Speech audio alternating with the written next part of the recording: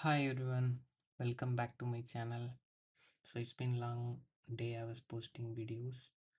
Uh, so this video is regarding Portainer SSO on my old video. So I saw few comments saying like Portainer SSO was not working, like not able to authenticate or like after changing those tokens and even though it is not working like that. So in this video, I'll clearly explain like how to do uh, Portainer SSO with Keycloak. So without further ado, let's get started. So first I'm starting my Docker desktop.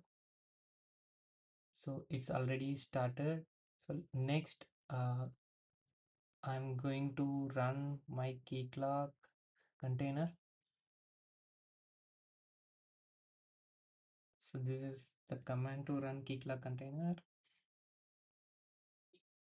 Let's open a terminal. Okay. I'm going to run here. Okay, so now it is started. Also, let's create a volume for Portainer data.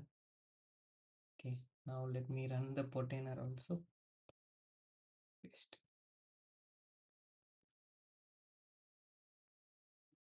Okay, so let's check. Okay, all two containers are started running. So first I'll open Keycloak and set up the Keycloak. Admin is the default password. Okay, now is done. Now we need a realm. So first I'm not going to use the default realm. I'm going to create a separate realm. So I'm naming it as home lab. I have created the realm now. Let me go to okay. It's already switched to my home lab realm. Now let me also check Portainer. Okay, Portainer is also started running. Let's open the Portainer console. Okay, I need to pass this as HTTPS. Okay, advance, proceed. Okay,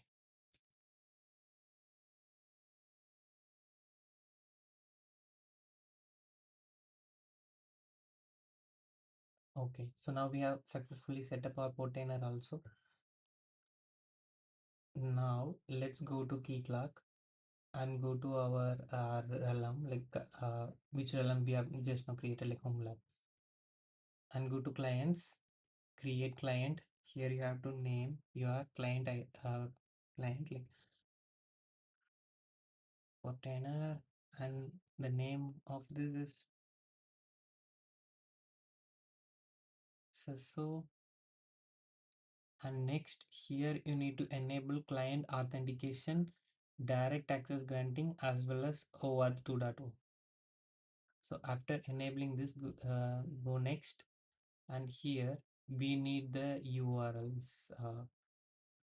So I'll copy this URL, come to Keycloak, paste it here, and put for home URL, paste your Portainer URL and /start, and valid redirect URL. So it is just your Portainer URL, and here logout URL also star. So we only need this three part field. And when you are testing this in your local, I would suggest instead of localhost, you can pass your local machine's IP. So why? Because sometimes it may do localhost.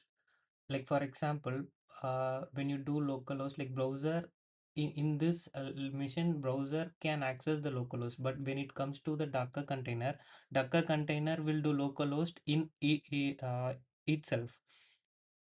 So inside that Docker container, for example, Portainer is doing validation. Like when you do SSO auth, Portainer will, like when you do SSO auth, you will get the token everything, and then you give it to the Portainer. Portainer will validate that with the Keycloak. So at the time, if it is localhost your Keycloak port, what a Portainer will do, like Portainer is doing localhost in inside that Portainer container. So there is no port listening on that, and it cannot communicate to the Keycloak. So what I would do, I better put my local machine's IP. So to get that, yes, to Wi-Fi settings, this is my local machine's IP 192.168.1.115.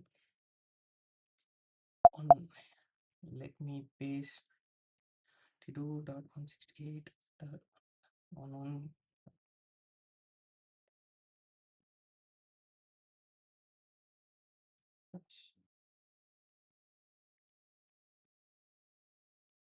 Okay, now hit save. Save, that's all. Like your client is now totally ready.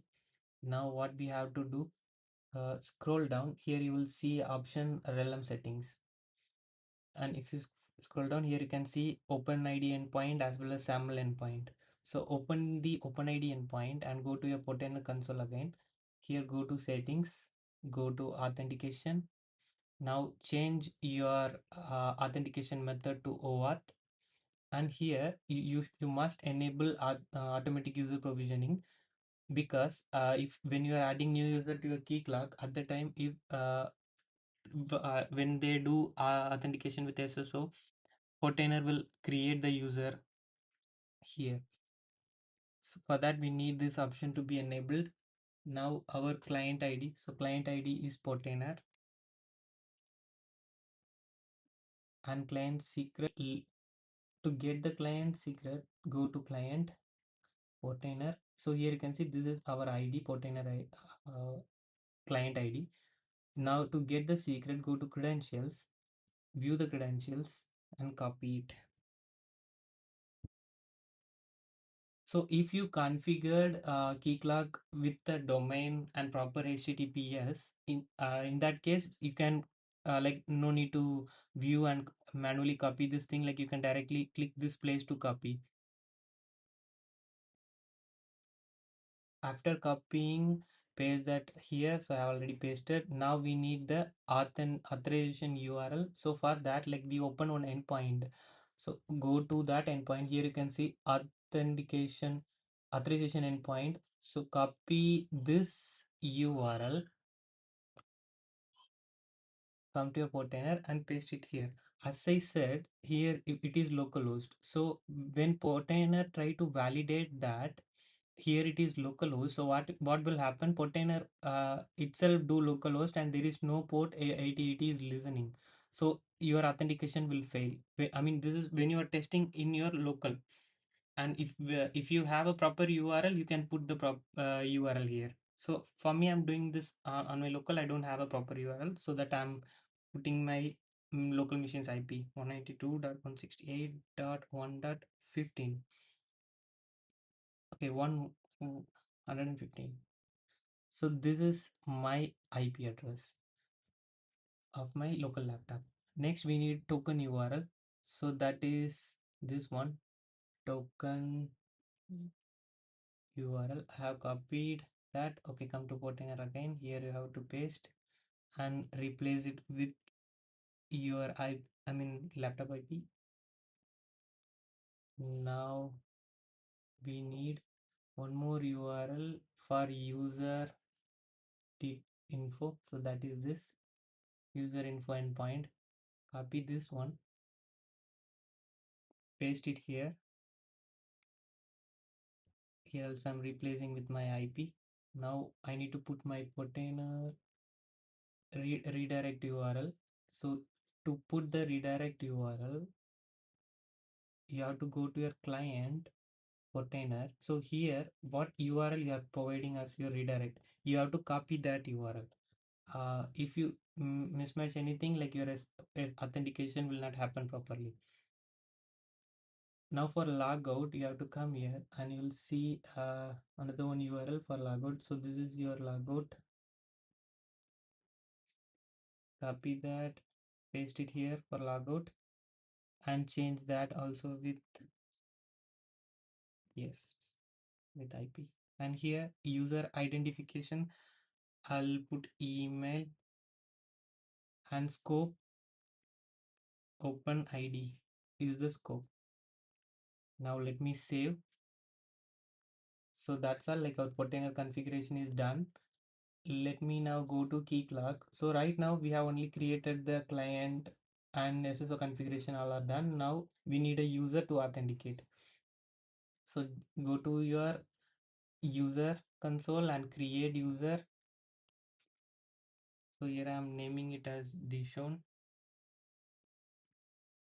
Okay, this is like user like how you want, and add sample platform first name Shante.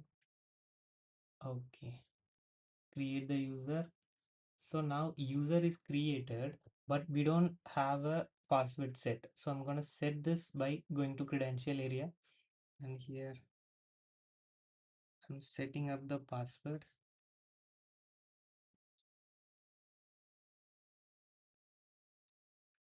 Okay, and this not temporary, so I'm disabling this and say the password. So now user and password all set. Okay, now let me open Edge browser.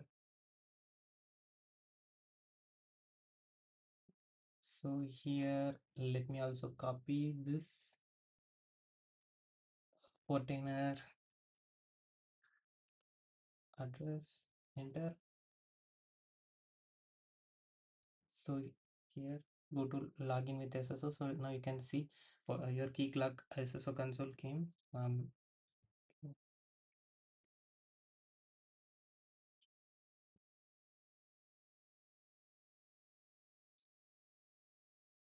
So this is my password for this sign in invalid user. Just a minute.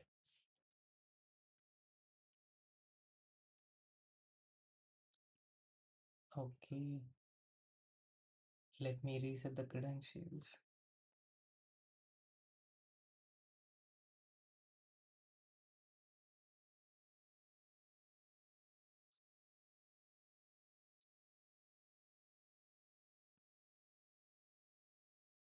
Okay,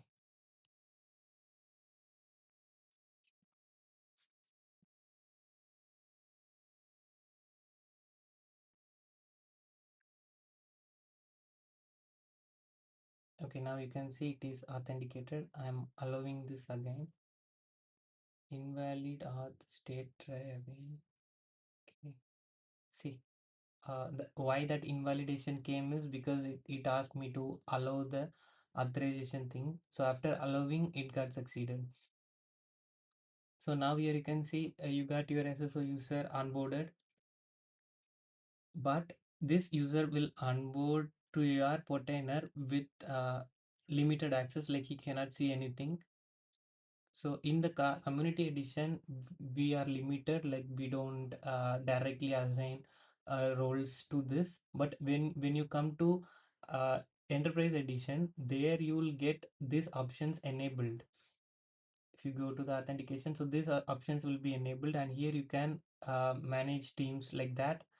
In your client, you can create like groups, and that groups what you are assigning to that user, that group you can define it here based on that SSO user who is authenticating. Based on the group access, he will automatically gain his access. So now in this case, like we are using community, so here to give the access, you have to go to a user. So here you can see the new user onboarded, and here also you can see OAuth. So click that and enable admin save. So by this you have to manually grant the access.